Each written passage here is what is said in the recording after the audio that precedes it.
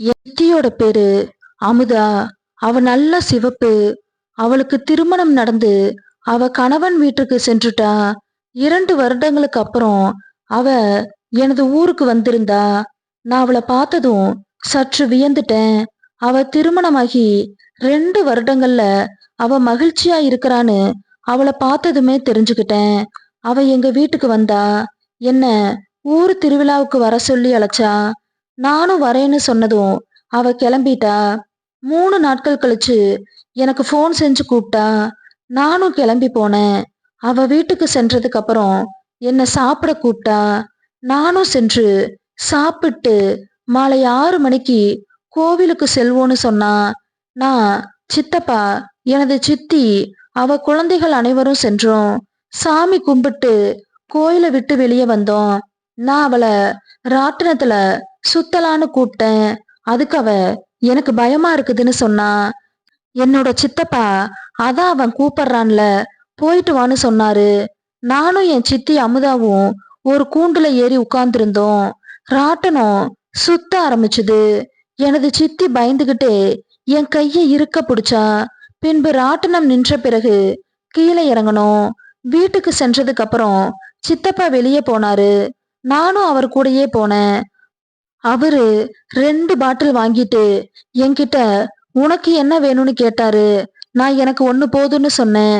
பின்பு இருவரும் வீட்டுக்கு போனோம். வீட்டின் பின்புறம் அமர்ந்து எனது சித்தி சிக்கனு மிக்சர்னு எங்களுக்கு சாப்பிட கொண்டு வந்து கொடுத்தா. நான் எதுவுமே தெரியாதது போல வீட்டுக்கு போனேன். அவ என்னை பார்த்து சிரிச்சா. எனக்கு இலையில சாப்பாடு வச்சா. நான் சாப்பிட்டு கொஞ்ச நேரம் ஃபோன் பார்த்துட்டு இருக்கும்போது என் பக்கமா திரும்பி அமர்ந்து சித்தப்பாவுக்கு சாப்பாடு பரிமாறினா. அவங்க இருவரும் சாப்பிட்டு முடிச்சதும் பிறகு சித்தப்பா நாடகம் பார்க்க போறேன் வாணி என்ன கூப்பிட்டாரு. நான் வரல, எனக்கு சோர்வா இருக்கு, நான் படுத்து தூங்குறேன்னு சொன்னேன். அதுக்கு அவரு சரின்னு சொல்லிட்டு அவரு மட்டும் நாடகம் பார்க்க போனாரு. எனது சித்தி எல்லா வேலையும் முடிச்சிட்டு ஹால்ல அமர்ந்து அவ குழந்தைகளுக்கு சாப்பாடு கொடுத்துட்டு இருந்தா.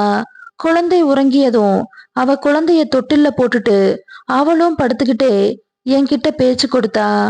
நானும் அவளுடன் பேசிக்கிட்டே இருந்தேன். அப்போது அவ, நீ இன்றுதானே எங்க வீட்டுக்கு வந்திருக்கிற, உனக்கு பயமா இருந்தா என் பக்கத்துல படுத்துக்கோன்னு சொன்னா.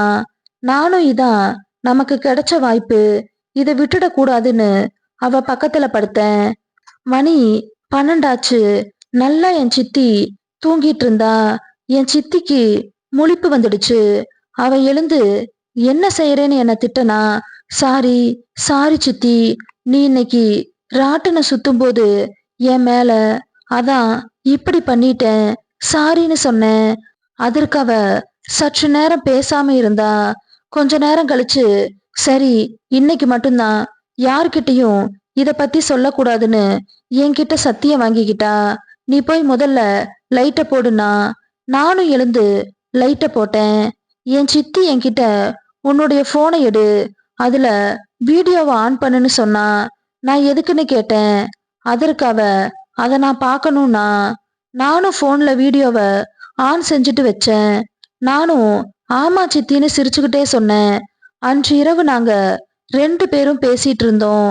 அப்புறமா இருவரும் உறங்கணும். விடிய ஆரம்பிச்சது. சித்தப்பா நாடகம் பார்த்துட்டு விடியற் காலையில வந்து கதவை தட்டினாரு. நான் உடனே எழுந்து, சித்தப்பா வந்துட்டாரு போல. போன்ல இரவு முழுக்க நாங்க பேசினது அதுல பதிவாகி இருந்தது. போனும் சார்ஜ் இல்லாம ஆஃப் ஆயிடுச்சு. நான் உடனே போனை எடுத்துக்கிட்டு சித்தியை எழுப்பினேன். பின்பு கதவை திறந்து சித்தப்பாவை உள்ள கூட்டிட்டு வந்தா. நானும் சென்று சித்தப்பாவை ஒரு கையில புடிச்சுக்கிட்டு அவரு ரூம்ல இருவரும் சேர்ந்து அவரை படுக்க வச்சோம். நான் மெதுவா சித்தியின் அருகில சென்று, விடியறதுக்கு இன்னும் நேரம் இருக்குது. சரியா மணி 6. நான் குளிச்சுட்டு சித்தி செஞ்ச டிஃபனை சாப்பிட்டு வீட்டுக்கு கிளம்பிட்டேன். நான் வீட்டுக்கு சென்றதுக்கு அப்புறம் நானும் எனது சித்தியும் பேசியதை பார்த்து கொண்டிருக்கும்போது எனது அண்ணி வித்யா அதை பார்த்துட்டா. நான் உடனே போனை லாக் செஞ்சுட்டு தண்ணி குடிக்கிற மாதிரி போனேன். என் அண்ணி என்னிடம் அதை பத்தி கேட்டா. நான் பேசாமலே இருந்தேன். அதற்கு என்னோட அண்ணி நீயும் உன் சித்தியும் செஞ்சது போல என்னையும் செய்யி, இல்லைனா இதை எல்லார்கிட்டயும் சொல்லிடுவேன்னு கூறி என்ன பயன்படுத்தினா. நானும் சரின்னு சொன்னேன்.